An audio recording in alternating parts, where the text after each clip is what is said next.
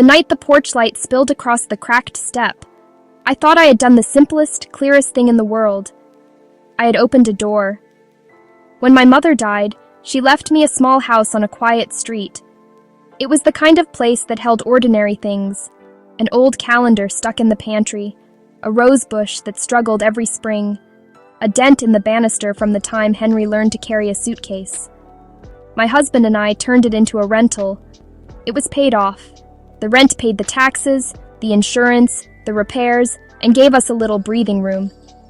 For years it sat in the background of our lives, tidy and stubborn, doing what houses do, holding the past and waiting. 95% of viewers aren't subscribed. Subscribing is free, takes seconds, and makes a real impact. Click subscribe and be part of the growth. Please turn on the bell for more updates. Then the three of them, Henry, Kyle, and Anne-Marie, needed something different. We had been friends with Sam and George since college. We married our old classmates, watched those children tumble into the world and then into adulthood, and let our lives braid together in predictable ways. Henry, our son, was 24 and buried in grad school readings and part-time jobs. Kyle, Sam's son, was 23 and juggling shifts with lectures. Anne-Marie, George's daughter, had just finished her degree and landed her first proper job. For a while, the three of them shared a cramped apartment in a part of town that made me tense whenever I drove past. They valued independence. I valued the quiet fear that keeps you awake when someone else's safety feels fragile. A break-in 2 blocks over, a fistfight in the stairwell at 1 a.m, the kind of repeated small scares that stop you trusting a place. Those incidents made me stop watching from the edges. The apartment was affordable because of risk.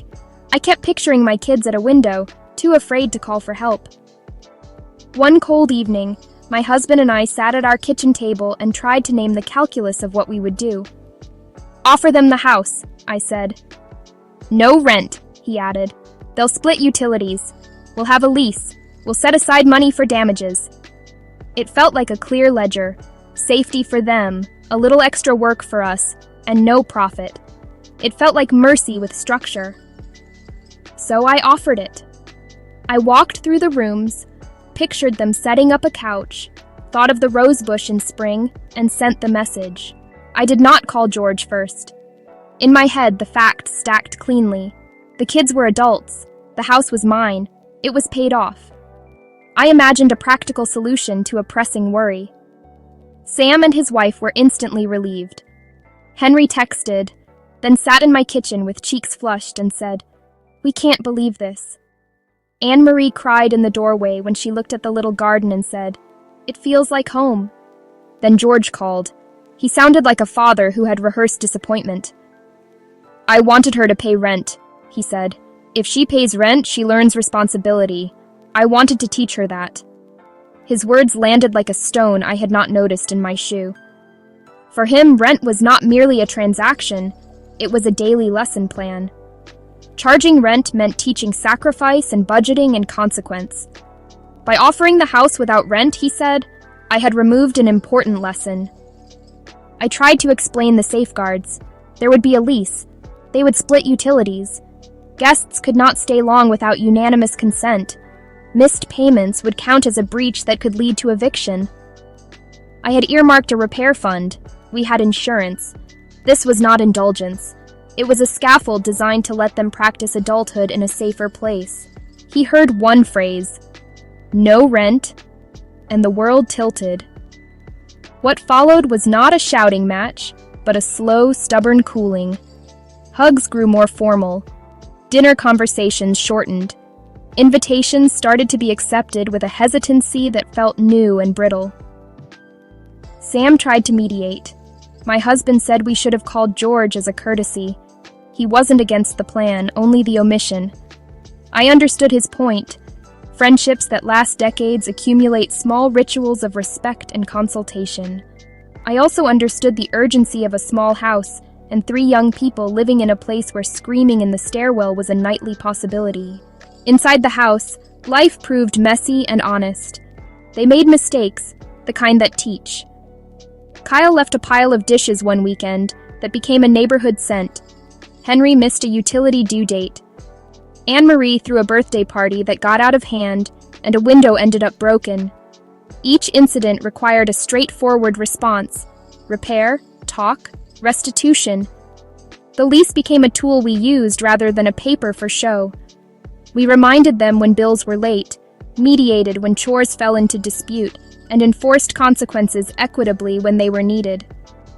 The rule applied to my son as much as to their friends. Fairness mattered. One evening, a utilities notice arrived that made us all stop mid-toast. We spread the bills on the coffee table, shocking when seen in print, and the plan felt suddenly very real. Kyle admitted his weekend shift had been canceled and he was short. Henry confessed he'd misread a due date. Anne-Marie scraped together a portion and then did something that settled the room.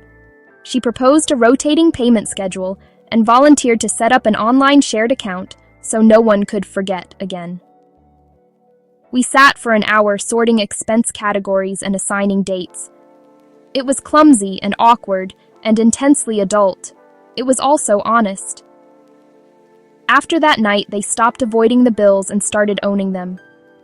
My husband watched that transformation with quiet satisfaction, though he still said later he wished I had called George first. He argued for the small courtesies that grease long friendships, while I argued for urgent safety. The debate didn't end, but the practical wins softened the sting. There were other tests.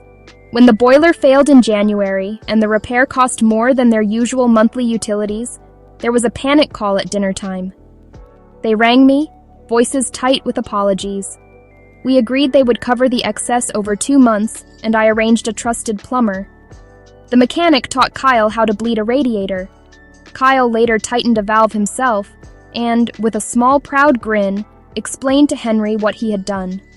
Practical competence crept in where fear had once lived.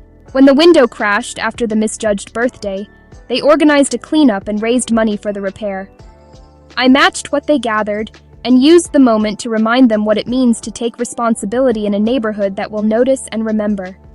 Those were the moments the house was doing what I had hoped, sheltering without indulging.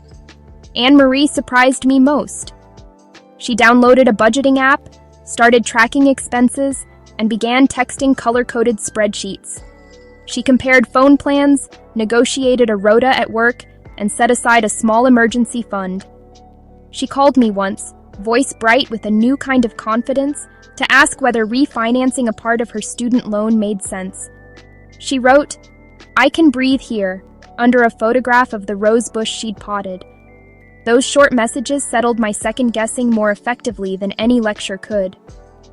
The social cost, though, was real. George's visits became measured.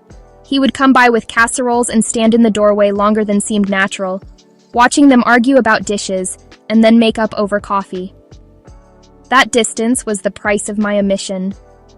I apologized for not calling, and he accepted the apology with civility, but kept his distance. Our friendship changed texture, less warm, more careful, and sometimes I resented the price. Sometimes I understood it. We reviewed the lease annually at that kitchen table. Those meetings were not ceremonial. They were a forum for negotiation. One year, Anne-Marie suggested they contribute a small monthly amount to a shared emergency fund. That modest proposal felt like a milestone. Another year, Kyle proposed a shared chore calendar app that cut arguments by half. The act of sitting down and renegotiating expectations taught them negotiation, planning, and the humility of shared life. I kept the arrangement transparent. I showed George the lease, the repair fund, the budgeting tools. He listened and asked hard questions. He never fully embraced the idea, but he stopped sending articles about character built by rent and began to check in on repairs and bills. Sometimes he would stand a little closer in the doorway, and once he even praised Kyle for fixing the loose step. The bridge between us did not mend overnight, but it did not collapse either. When I tally the outcomes, the ledger tilts toward what I hoped.